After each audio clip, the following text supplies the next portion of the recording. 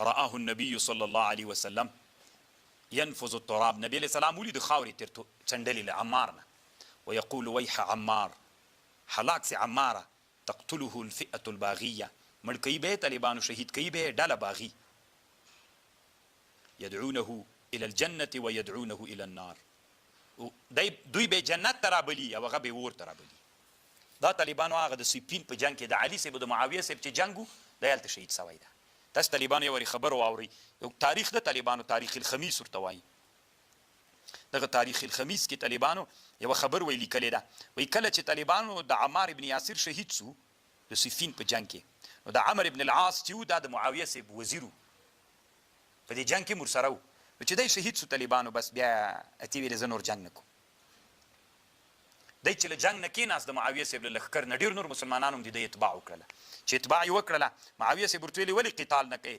ده ورته ویلې ځکه ما د نبي علیه السلام نه اورېدلي و تقتله الفئة الباغیه، داسې یوه ډله عمار به داسې څوک شهید کوي چې هغه ډله به باغي وي. نو خو دې نه معلوم سولو چې ما ورته باغیان یو، حق د علي رضی الله عنه سره ما ورته باغیان یو.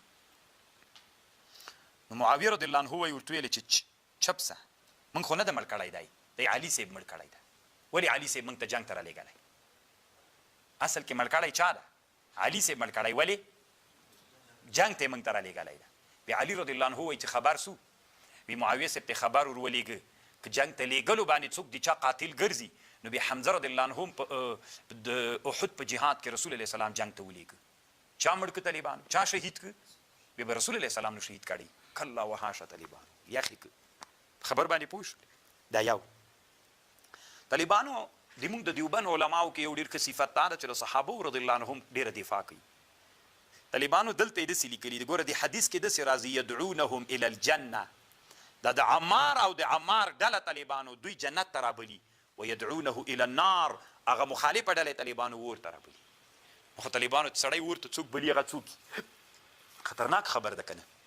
رشید احمد ګنګوهي صاحب وایي طالبانو یو فعل به بنفسه موجب د اور وي، خو طالبانو د یو بل عارض د وجې نه له دوی نه ګناه پورته کېږي. تاسو په دې خبر ځان پوه کړئ. اوس حق د علي رضی الله عنه، حق طالبانو چې کله دا کم جنگ د صحابو په منځ کې وسو، په دې جنگ کې حق د علي رضی الله عنه سره چې معاویه صاحب کم جنګونه ورسره کول، نو چې د علي رضی الله عنه سره وو، نو دلته ولي رسول الله سلام وایي چې یدعونهم الی الجنه ویدعونه الی النار. نو ګوره دی داسې وایي رشید احمد ګنګوي صاحب یو کار به په خپله باندې موجب د اور وي، ته به یو کار کوې دا کار به موجب د اور وي. اوس مثلا باغي سړی چې د خپل امیر سره جنګ کوي، دا جنګ کول سبب د اور ګرځېږي د دخول، خو طالبانو دغه عذاب دغه ګناه الله ترنه پورته کوي د بل امر د وجې نه. هغه امر دا و طالبانو چې دلته اجتهاد و. لنډې داسې په پښتو درته وایم طالبانو، نو دا خو د صحابو په حق کې د معاویه صاحب او د دوی ملګرو، معاویه صاحب سره هم ډېر صحابه ملګري ول طالبانو، نو چې ملګري سول ورسره، نو صحابو په حق کې موږ داسې کله ویلی سو طالبانو هغوی ټول جنتیان ول، داسې موږ کله ویلی سو چې دا نعوذ بالله داسې کارونه. نو بیا موږ طالبانو داسې وي دا اجتهاد و. په اجتهاد کې چې سړی خطا سي چیرته ځي؟ یو اجر ده ورته، او که چا ته ورسېږي حق ته ورسېږي 2 اجره دي، او که خطا سي یو اجر ده ورته. نو دا طالبانو اجتهاد د علي رضی الله عنه اجتهاد کې حق ته رسېدلی 2 اجر و، معاویه صاحب د هغوی لښکر په اجتهاد کې خطا سوي هغوی ته 1 اجر و. طالبان دا یو ډېر لوی اصل د طالبانو، خو علماو له پامه غورځولی.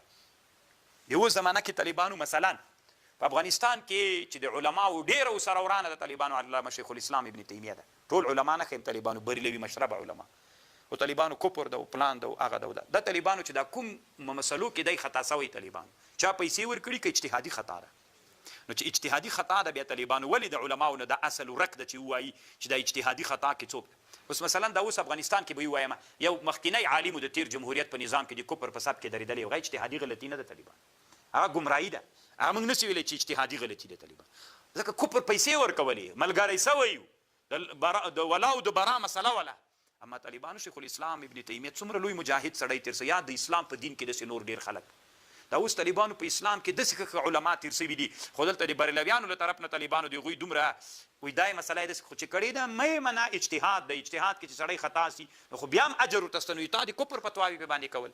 حتی داسې وایي طالبانو، وایي کوم ملیان چې شیخ الاسلام ابن تیمیه ته کافر نه وایي طالبانو، شیخ الاسلام ورته وایي هغه علما هم کافران دي. خو دای غلط سوی طالبانو چې غلط سوی اجتهاد کې غلطي دي اجتهادي غلطي څوک هغه طالبانو مأجور ده کنه اجر الله ورکوي که نه ورکوي الله دې طالبانو موږ داسې علماو نه خلاص کړي نور ځه